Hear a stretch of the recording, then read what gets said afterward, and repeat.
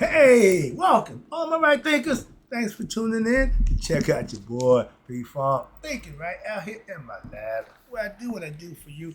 I'm in the book. I got a nice lesson for you today. We still talking God. Remember, we're in the God chapter. And who and what is God? Right now, we're going to go to what they call the God realm, a.k.a. the realm of light. That's right.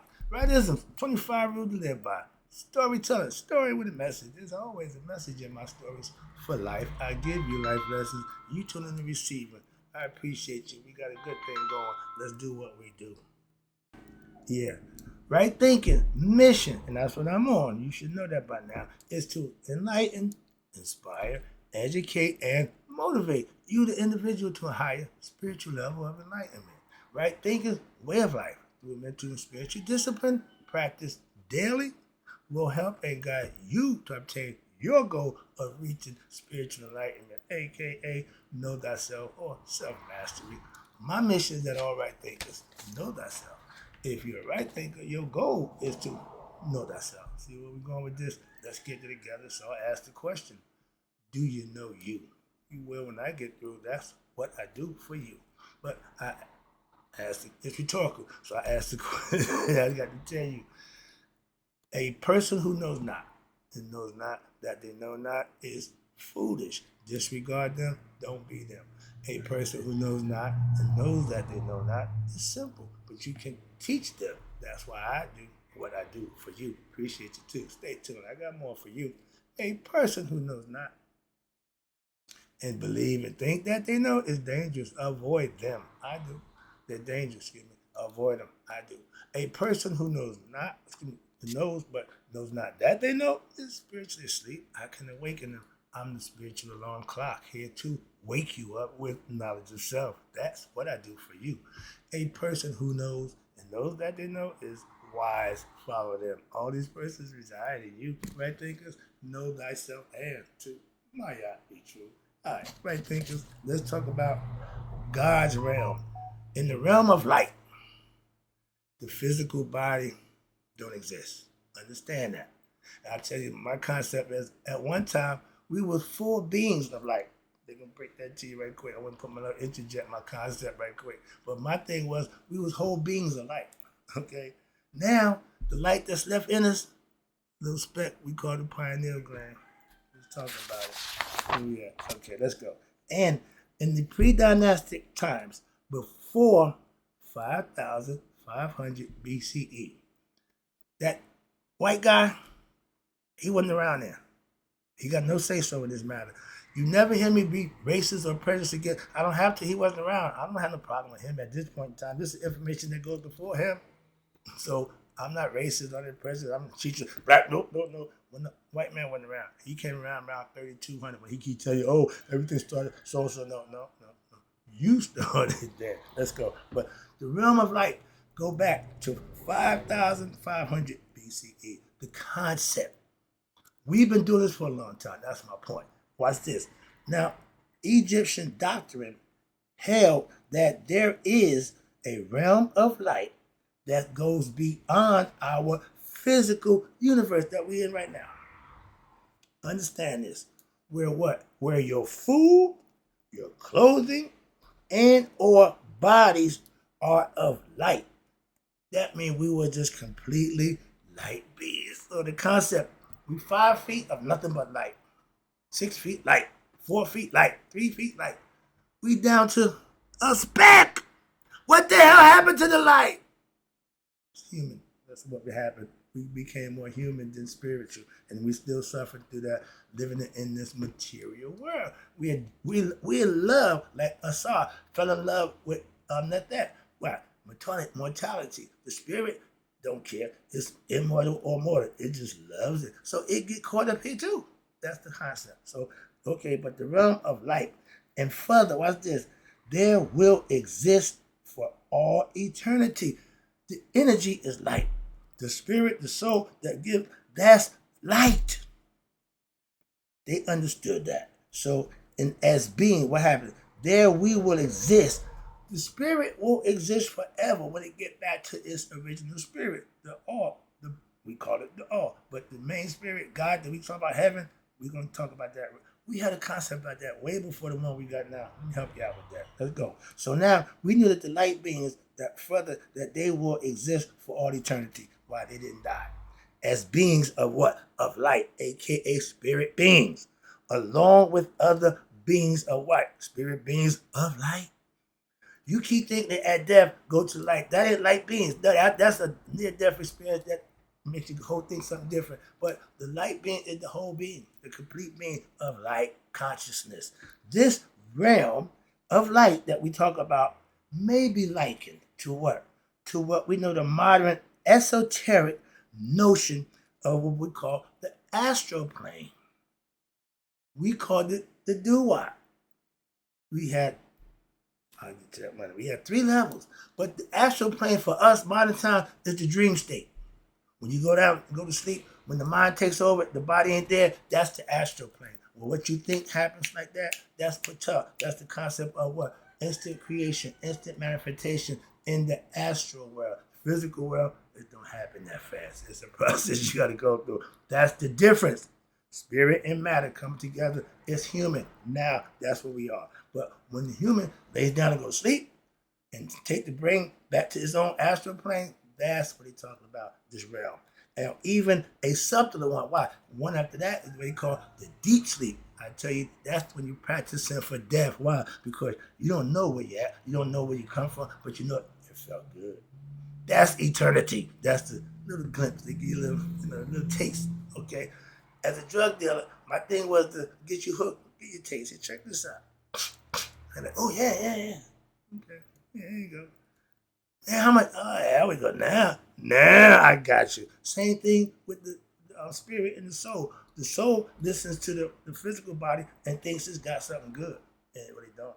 They don't find out what until judgment day that, oh, I messed up. Yep, you sure did. But the subtler, we call the casual plane, that's existence, what? Forever, eternity. That's where the physical realm, we call earth, is a reflection of that. We get to live it here. But when we lay down, we get to go back there every now and then in our deep sleep world while practicing and preparing for what we call the afterlife, okay? And it's a reflection of the shadow of what we call the astral reality. When we're sleeping, we're in the astral plane. When we're alive, we're in the physical plane. Earth was called Ta. The doo-wop, which is the holding bin for the spirits before they go into heaven, was called the doo-wop, okay? If you ever been to prison or been locked up, they give you a holding bin, the bullpen. They throw everybody in there until they process you to see where you need to go. That's where the concept comes from. This is like the same concept. And the final one becomes what? To heaven. If you pass the things you need to go through, then you either get released to go to heaven or you going back into hell. Back again, reincarnation. All right? But this tells you right here. So the earth is represented called the top. And see right here, when I use the phrase netter-ruler. This is the netter. This is the netter-ruler. These are all netter-ruler, all concepts that I'm going to break down for you right quick. But all of this is going on inside you. Remember the dot? Dot is you. All this is you coming out. You see the dot? There's always 7 rays. When you see the 7, that represents the 7 planets, the 7 chakra system, okay, the 7 liberal arts and science. All those 7s are for a reason. The 7th letter of the G, the 7th letter of the alphabet. So numerology has always been a part of what we do and how we study in esoteric lessons. So in the dynastic times, the doctrine of the realm of light and the single concept of God, what they call Mabercha, okay, the one God, of whom creation is composed, survived in the earliest religious texts. In chapter 64 of the Egyptian book of Coming Forth by Day, God is referred to, you ready for this? As the one who sees by his own light. Remember, the noon, Apophis, keeps everything what? In the dark. Before anything happened, we was in the dark. And Ra sees God, again, started what? Rise up and start shining that light. Now you got creation. That's what we call the Big Bang, but conceptually, we had other philosophical concepts, so I can lay it out to you mythologically, theologically, but we had a perspective. That's what I'm trying to tell you. I learned that, so that's why I'm presenting it. But, and again, Atum, Amun, the hidden one, but they call him Atum in the western horizon. Why? You got Atum in the west. I tell you, when the sun starts in the daytime, his cycle goes from, Kepri, the rising sun, to Ra, Hanun, into Atum, the end. Omega and Alpha and Omega. Atum is considered to be the Omega, the end, while he's in the west. The sun dies in the west, considerably, conceptually. But Haru is what? New birth. That's he rises in the east. In that prime of his life, the daytime, midlife, you at the prime. You at Haru. Where's the sun? High noon. And in the east where he rises. Hence, we have the Lord of what they say two faces. The one that rises in the east, the one that goes down in the west. And who is, watch this, in reality only one. See? Is very much similar to what the Chinese Tao philosophy, where the singularity, which is composed of two opposites, that takes you here. What? Maya. The first thing Ra did once he woke everybody up with light, I need order. So that's when Maya comes in. That's the Egyptian concept. Everybody else got the yin and yang and philosophical concept. But it started with the two faces of God rising and falling, and who in reality is still the same one God. It's very much similar in the Tao. They did the same thing in China. Two opposites come together. You can't have God. Everybody says, well, if God's following the devil, why can't he just take the devil out? No, a devil is a necessity. We're going to get to that entropy. You have to have evil. If you got good, you got to have evil. You got light, you got to have dark. You can't have one thing. That's what the concept of Maya balance is all about. Knowing both and understanding. And the main observable difference between the pre-dynastic, meaning before, and the post, meaning after, dynastic philosophy of Egypt is that there were fewer deities in the pre-dynastic, meaning before. So they need a whole bunch of gods. They only had a few, again, in that time. And between the pre-dynastic and the post-dynastic philosophy, the difference in time. And like other religious philosophies that was developed later, this period did not include a complex system of gods, cosmogony, or rituals. In this respect, the Egyptians pre-dynastic, meaning before all this philosophy, is most similar to the simpler forms of the Buddhism and the Taoism, which they do not incorporate this idea of deities. The individual who prefers him or herself through the teachings is considered to be the only deity. You need to know you are God. So they didn't get caught up in, oh, no, that's you. And they had a philosophy that they practiced. And again, I showed you here, Neteru. That's what this means. But Neter means Nabercha. That's this guy right here. This is the Neteru. We're going to break it down for you right here. The three different realms of existence. Okay? But the realm of light is the last place you go to become one with what? With the ultimate Neter. Okay?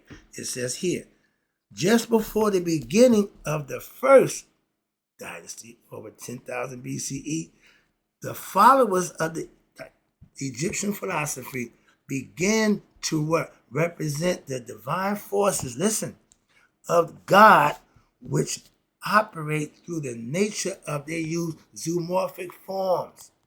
Okay? And at the beginning of the first dynasty, and even afterwards, until the end of the Egyptian civilization, philosophical concepts was done away with, shut down for good in 600 ACE. They was around a long time. And who was the ones that shut it down? I like that. I got a problem with them. Moving on, but yeah, it's just personal. But the followers of the Egyptian religion, again, the philosophy, which had used gods from the pre-dynastic times, which was represented as animal heads that developed and incorporated new myths using anthropomorphic forms, meaning humans, They used the head of the animal and then they used the human form. They had both. Amun-Ra with the ram-headed god. He also a god with a pharaoh with the chin and the double plume. Again, they put him into forms that we could study and learn from them. That's what they put him in. They didn't think that they was God. They knew these were all mythological. So understand that. Learning purposes and the philosophy to talk about what you need to learn to express it so you can understand it. That's what I'm trying to do now. But one of the most popular doctrines was that Asar. This is the philosophy, the Osirian myth, the story of life. The spirit comes into matter. Matter makes with intuitive knowledge and wisdom. Their offspring is aspiring spirits that want to what? Be like their father and go back to him in spirit. Why? That's us in the flesh. In the flesh died, the spirit wants to go back. But it had to be cleansed. It had to be purified. You don't want dirty spirits. The human is dirty and sinful. They have to what? Cleanse themselves by what? Living right and changing their life. Sound familiar? Every religion teaches it. Why? We're born sinners. No, not. No, not. We're born ignorant. Okay, I ain't call you a sinner. No, that's wrong. Sinning is doing bad things. You got enough time to make the difference. That's why the devil ain't going nowhere. It's you. It's created by you. God ain't doing nothing. You create God by doing right. You create the devil by doing wrong. It's real simple. It ain't brain surgery. But the concept of Aset, Asar, Aset, and Haru, just broke it down real quick. But these gods, again, not real people, mythologically, but these are transferred inside you, concepts that's inside you. The spirit, your intuitive mark is an Aset, your spirit is Haru. So these guys were mentioned in the pre-dynastic times. However, you have additional myths to express stories, so they was created and were added to them, such as the Osirian resurrection story. It resulted in increased popularity. People started gravitating to it. Why? Because it was working. If you're a Christian and you're not prospering by practicing Christian philosophy, why are you doing it? If you're Muslim, if you're Islamic faith, if you practicing Islam on a daily basis and you ain't prospering, what is the religion doing for you? Understand that, please. So you are the doer of whatever philosophy, whatever religion you follow. It's all based on you. I study, I learn, but I implement and practice what I learn to see if it works. So I can let you know without a doubt, yeah, it do. Simple as that. And as the Osirian resurrection resulted in increasing popularity, that story it tells today. And the local priest gave local priests opportunity to add to the teachings, okay, and that handed down previously. They took it in, and to cope with the new political, philosophical concepts in societies throughout Egypt, that's when it started to crumble. When we put politics and nonsense over what? Spirituality and truth. That's where we are now. We are material-driven society, not spiritual. In some respects, however, the changes represented a what? A downfall in the original teachings. For example, if what we were doing worked 3,000 years, why we cut it out? Excuse me. That drives me crazy. And y'all seem to be okay with that. But I'm loving what I'm seeing more and more Egyptian stuff now. I'm right on point. Why? I did this 30 years ago. I didn't know why I didn't know. But now it's paying out like gangbusters. I'm the most Egyptian person you are. I've been there for the last 30 years. Let's go. Learning what they did to keep them in harmony. Not the other nonsense. I could care less about how they look, but they just, no. I want the philosophy. That's what I got. And that's called the realm of light. It's mentioned above. It came to be known as some in the land as what? Asar. The West, where after death, your soul would go to work. And now this is what they didn't like. Your soul would, when you die, your soul went to work for Asar in the afterlife. They changed that philosophy. That was in pre-dynastic, so they gravitated away from that. Why? Because watch this. The field of Asar, okay, the field of Reed, there's another field of Asar. Why? You got to go to work. But for all eternity, that's a long ass time to be working. Okay, you got the concept? So the people didn't gravitate to that. But this distasteful prospect caused some of the fashion dolls, the people would make Shamti dolls, okay, to mimic them and let the doll do the work, so to speak, whose spirits would do the work for them. That was the concept. So that was kind of kind of falsify the situation. But some of these new doctrines and even the erroneous practices, no doubt, created even more new opportunities for what the unscrupulous priests like we got today, the mega preachers who really ain't doing God's work. They're working for themselves, and others with some degree of what spiritual knowledge. I see a bunch of y'all. I see y'all there. I love that. What y'all professing one thing and doing something else. And the people who listen and follow you, once they recognize that, they won't follow you no more. Simple as that. Moving on. It ain't my job to be out here. Oh, don't follow him. Don't listen to him. I'm the only one telling you the truth. No, I have my way. They got theirs. I don't have a problem with that. Why? I know my way works. Why? I use it. So I don't care what nobody's doing or not doing or what they think about what I'm doing. So I just showed you this picture. Where we have something down here that spiritual. Okay. Now, let me break this down for you right quick. Been done this a while ago. When God shines his rays down, this is non-dual. Okay, that means one, right? Right there. So let's talk about the non-dual oneness. The one becomes what? The many. There you go.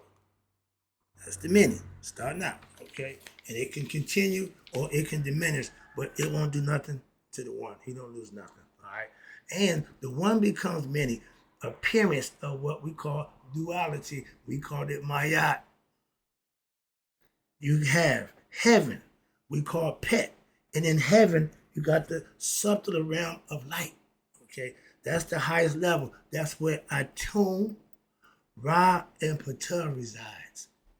Or Amun, Ra, Ptah. Amun is when you get to the highest level, you become one with the hidden one. Okay, but those three represents heaven. And that's the subtler light. That's the pet. Then you come down. Next level right here. Now we come down here to what? The duat. The tuat. You see that says the D, right? But they pronounce with a T. It's called the tuat. I gave that lesson before, right? But now you down in the tuat, where Asar. This is you, okay? I gave you the guys in the realm of light, where they're not human, okay? These are aspects of nature, which Amen, Ra, Ptah, and they have mates, Amet, Riet, and Setmet, the other half. In Egypt philosophy, the only one that's singular is Nebercha, Neta. Everything else he created in pairs. Why? Because it came from him. He and she, they made, okay, the concept. He's either or. He don't need to be one or the other. He's both and none at the same time. Let's go philosophically. All right, but the next round, now we start with us. Asar, Set, which is your ego. Asar is your spirit. That's life. That's who we are. That's the spirit. It don't die. That's why he's on forever. Okay? But and then you got Set. Set is your identification. Your calling card, what you identify with who you are. Me, I. That's Set. The real you is Haru, the spirit, that's the higher self. But the ego you, that's your personality for yourself. And you got Aset, they call it Isis. She is what? Immortality and intuitive knowledge. That's the aspect of you knowing your spirit don't die. You have the wisdom and understanding of that within yourself. And then you got Anubis. Anubis is the offspring between the spirit and mortality. They got together, Asar got with that. They created Anubis. Anubis is your discerning factor, your understanding of what's real and not real. That's why he did judgment at the scales. You can't fool Anubis. You need to have the same mentality for yourself so people can't fool you. Anubis is the truth bearer. Okay, he's the scale at the scales. And that represents mortality. Asar met with her. Why? Because he fell in love with her. She wanted an offspring. Her husband Set, they can't produce nothing. Set, which is the ego, your ego and mortality, meaning human form, they can't produce. Why? Set is impotent. He can't create nothing. And Asar lost his penis. So how did he create the spirit? It's internal. That's why it ain't physical. It's all that. Y'all messed up. This concept we know to be the Immaculate Conception. Why? It wasn't due with the penis. It wasn't a physical conception. That's why. Hello? Come on, y'all. Why y'all don't see this? It wasn't literal. It wasn't real. But the conception is that we are the offspring of what? Immortality and spirit. We are the aspiring spirit who what wants to know itself so what it can go back and rejoin itself with its Father. That's what the concept of heaven is all about. That's the one, the Father. And all these is concepts that is inside you as a character. Okay? And the duat is where all this takes place without the physical body. This is internal. The last part, the physical part. We had a guy called Hoppy. He represents the Nile Valley, physicality, the real world. Our pep. Okay, he represents darkness, the real world. When sun go down, our pep, that's his time. Okay, and his goal is to keep the sun from shining every day. So that's a whole other concept. But Gab is earth. Again, physical. And Amet, that's the devourer of unrighteous people at Judgment Day.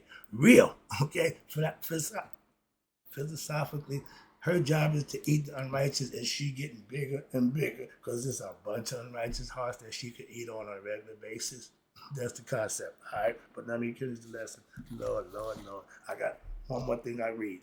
In fact, the written evidence shows that over the last 5,000 years of Egyptian history, that's just 5,000. We go back 10, some longer, but records, evidence, constant, we can put our hands on. We take it to 5. Okay, so the amount of spiritual leaders, high priests and priestesses who would govern the country was now reduced to what? Military and political leaders. That's what we are right today. They assume command. So it must be understood that in the earlier times of Kemet, Egypt, it was managed by spiritual leaders who practiced Mayat, who were instructed from the temples, universities, thus attaining what they call Mayat, a balance of spiritual and intellectual plus your physical maturity. You had to prove worthy to judge anybody other than yourself. It starts with you. If you can't pass the scrutiny, you can't pass nobody else's. Excuse me. But the political and the military leaders, they had lack of knowledge, lack of balance, lack of understanding of the old traditional ways. So this coupled with the changing characters and the composition of the Egyptian society, which occurred as a result of intermingling. Here we go. That's why the Jews don't mess with outside their race. Why? They ain't got time for the intermingling of other societies, and starting with the Asian invasion, persuasion, they're coming back, created a situation of what we call gradual decline of the moral code and the mental and spiritual health of the masses, and they let the government officials take control. That's what we call now the government. Ain't nothing sacred, holy, or anything dealing with our government. They thieve, crooked, lie, they kill, so we in bad hands. Simple as that. However, let me wrap it up for you. I'm about to close it out, but it's going to take another minute. I got 2 things to get off. So, however, the mystical implications of the principles of the Assyrian resurrection, the myth that everybody in love with, which I do too, and the mythology that's surrounding the various gods of Egypt, the pantheons, are still in accord with the pre-dynastic teachings. They didn't forget them. They just started adding on and doing other stuff. But the original is still there to be used. And here, let me show you a quick one. This is why evil from in India. You know what this is? That's Shiva dancing, okay? And I'm going to break that down for you. And down here is my favorite for the Egyptians. See this guy here? This is the serpent Apophis. This is Ra on his night barge, okay? When he go in the underworld, he's in the underworld. He's in Duat right now. And he bring all his boys. But right here, the true fight is, this is Set. We all here Set. He's the bad guy. Set the bad guy. Set the eagle. No, Set is just rough around the edges. But what he has in him that no other gods have is what? Fight. That's why he opposed Apophis for Ra. Why? He's the only one who can. Everybody else gets scared. He got the balls to do what he got to do. I did a lesson at Sunday school with the Sunday school lesson. They asked me a question about Judas. I said, I'm a fan of Judas. They looked at me. No, Judas was the only one who had the balls to do what Jesus needed him to do to get what he was trying to get done. The rest of y'all said, no, my Lord, I couldn't do that. I couldn't turn you in. Judas, I do it. So I'm that guy. I do it. But this is how you fight evil. Set is the only one that steps up in the end. That's what I want to get you to know. I got a few more minutes. I'm just going to take a little minute, but let me get this out of the way. I just showed you a picture of Shiva, the dancer, the lord of the dance. In the end, she's the Indian god Shiva, is seen here dancing what they call the cosmic dance of time, which sustains creation. Again, in her hair are a new moon and skull, signifying what? Life and death occurring at the same moment. They show you the reciprocity sign, right? They show you babies going in, or no, they show you old men going in and babies coming out. That's the key. That's cycle life. Okay, you're gonna die, you're gonna born again, you're gonna die. That's how the cycle goes. And it's always becoming what? Creation, because it's a continuous process, not something that was done long ago. It's still going on. Okay. In one hand, he holds a drum. This drum of time beats on its sound and keeps out what? The knowledge of eternity. So human ignorance about common cosmic reality, if you ain't paying attention to the drum, you will not hear the music, so you'll be caught out there. In other words, and in another hand, he got what? He holds flame. This flame burns away ignorance, the veil of time and space, and it brings back your self-knowledge of what? Eternity. When you realize who the real you are, you know that you can't die. So Shiva dances on, what's this? The bodies of the dwarf human who came to what? Bring evil. She's dispelling evil. She dances on them. And this signifies his constant victory over what? Evil. The dwarf, the demons who possess evil intentions, which allows the establishment of cosmic order, which takes over chaos. We call it Maya. Same philosophy. You got to find order in chaos, okay? And the halo that surrounds him is also the symbol of creation and destruction and birth and rebirth. Cycle of life. That's what this all, that's that picture I just read to you. All that's in this one picture. See how they did it? Now I'm about to break down my favorite one right here. And this will be the lesson. I got to go. I see the time, but I'm having fun. This is what I do. All right, for you. Pay attention. This is good stuff. So below, I just showed you the god Ra on his barge. Now, God Ra got two barges. One he driving at day, one he driving at night. And there's a reason for that.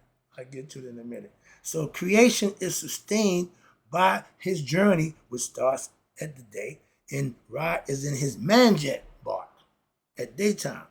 Ra possesses two barks. That's like having two cars, okay? A Lambo and, something else, the Rolls. You need the Rolls at night. Why? You're going to need a bigger boat, so to speak. But the barge in the morning, his day boat, okay? That's called the manjet.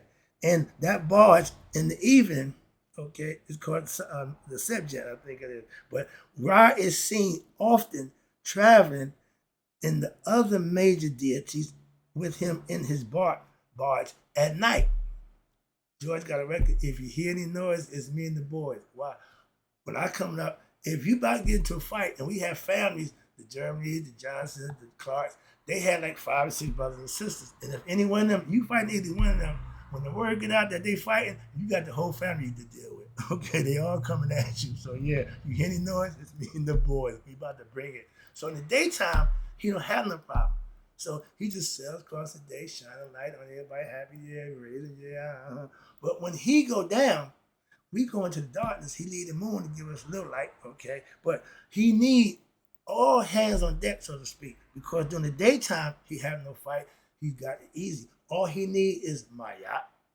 She's order and chaos, so she leads the way in the daytime. And he also has with him Tahuti, which is thought, the mind of Ra. He needs to think, and he needs to be able to make his way, keep order. So that's how we're supposed to conduct ourselves. That's how Ra traveled in the daytime, the sun. That's how he traveled. At night, he got to fight. He got to survive. He got to fight for his life, so to speak. So he got to do what he needed to do. He called Tahuti, he called Henaru, he called Maya, he called Kepri, he called Atum, he called everybody. He called Anubis. You see the dojo fight when the leader, when Bruce Lee come in, he started calling him, yo, send him out. That's how Ra do. Ra bring everybody. Why? Because he's going to send everybody out to fight against Apophis. But the difference is, he always defeats Apophis. But the thing is, Apophis can't be destroyed. He don't defeat him, he just get away from him. Apophis try to swallow him up and keep him contained in the darkness. Okay, that's the concept. That's the fight of Ra. He got his own business. Moving on, let me tell you quickly about to get this out of the way. But he used all his boys in order to sustain creation. Ra's journey across the heaven, the cosmos, in the daytime is fine. But it must continually, what? At the end of the day, when he go into the west and go into the underworld to do what? He has to defeat the serpent Apophis, a.k.a. evil or darkness. Again, he don't kill Apophis. He just defeats him so he can fight another day. Once he get away, he do his job and come back. There's Apophis. Yeah, I'm ready. Let's go. You already know what's going to happen. So yeah, that's the cycle of life. Even Ra has a story. Okay, that you can understand. I like the story. You can understand it. So in order to do so, Apophis, which is 3 times, he can wrap around the earth 3.5 times. That's how big he is. And you see that he's on the boat, right? The boat ain't on water. The boat is on Apophis. Okay? This is Apophis. That's him. The big serpent. And in every culture, and in every religion, they got a serpent.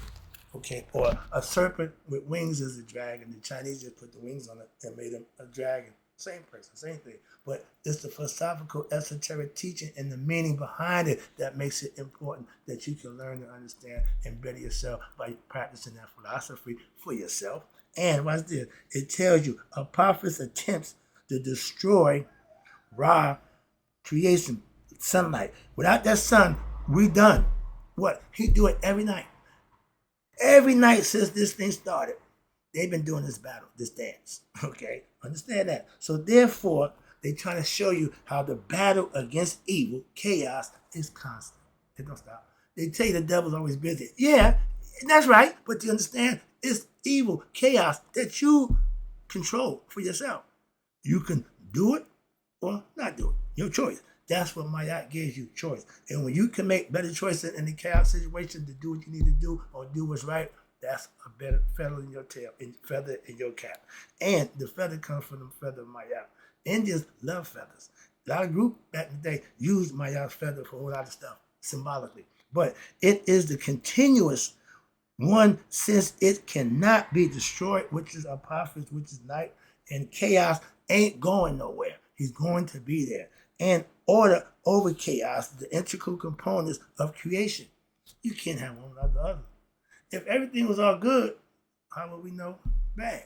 If everything was all bad, we wouldn't know good. So that's the balance we're trying to show you. It's in everything.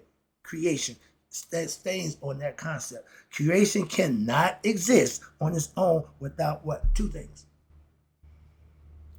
There are complementary opposites, male and female. Let's use them for example. Why? That's how you procreate. Those things, opposites, can procreate for something else. But 2 of the same can't get you nothing. So the gay lifestyle don't mean jack. The dissolution of either would mean what? The dissolution of creation. If we just had all night, we go back to the noon. If we had all day, we would never get no rest. Wow, the sun would be up 24/7. That's not good. So too much anything ain't good. That's why Maya says balance. And the significance of the ongoing battle in life within what? This is the battle that goes on in nature, in the universe. It's also the battle that goes on inside you and every human being. The challenge for each one of us individuals is to maintain a dynamic balance, okay, between what? Good and evil. If you know right from wrong, that's the start. Now your decision is to what? Do right or wrong. Your choice. When you make good choices, you'll be rewarded. You make bad choices, you'll be dealt with accordingly. Simple as that. And it says here, for more ancient Egyptian mystical philosophy, they get the Natural Another book from the series Mysteries of Aset. I got that. Egyptian Yoga, Volume 2. Got that one too. So, quick story about Volume 2. I got the book and I gave it to my son. And I figured, help my son out. He took the book. All right? Excuse me. He took the book, I put it, gave it to him. He didn't say that I didn't know. He didn't say he took it. So about 6, 7 months go by, maybe a year. I get in the car. The book is still sitting there. I said, my man, I can use the book. If you ain't, I can use it to teach you. So I had to take it back. I was in a phase where people I thought was wanting to get enlightened, I'm giving books out. I stopped that nonsense. That was the biggest mistake ever. Hope you enjoyed the lesson. No, it took a little long, but this is one of my favorites. Hope you got the concept. I'll be back with more. We're going to get into the mind, the truth about reality, chapter 3, in the book of Egyptian Yoga, Enlightenment, Philosophy of Enlightenment. Right thinking, I'm having fun. Hope you are too. In closing, may y'all live to be 100. Me, 100 minus a day. So I know none of my right thinkers who now understand the netta rule in the realm of light and passed away. I'll be right back.